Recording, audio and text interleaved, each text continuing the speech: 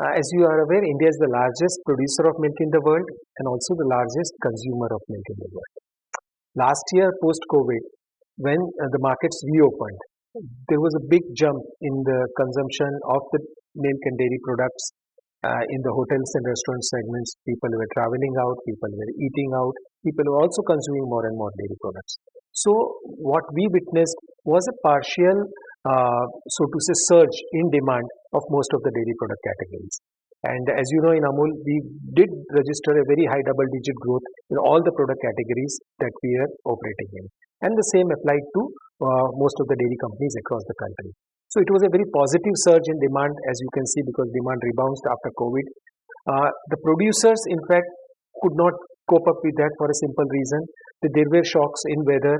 The situation on the ground in some states was not good due to some disease outbreaks and so on. And more importantly, for 2 years pre-COVID or during the COVID times, the farmers in rest of India, except most markets except Gujarat, did not get the right price of milk.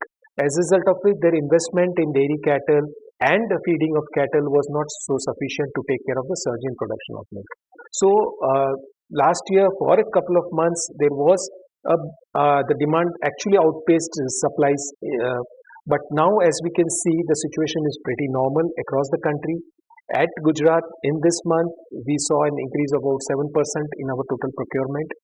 And most of the states across India are registering a good increase in milk production and procurement.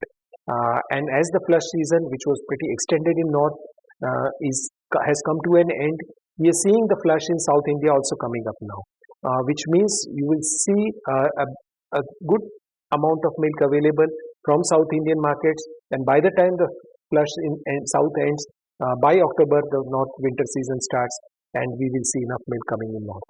So the situation is pretty okay as far as the country is concerned, and the demand is also pretty good.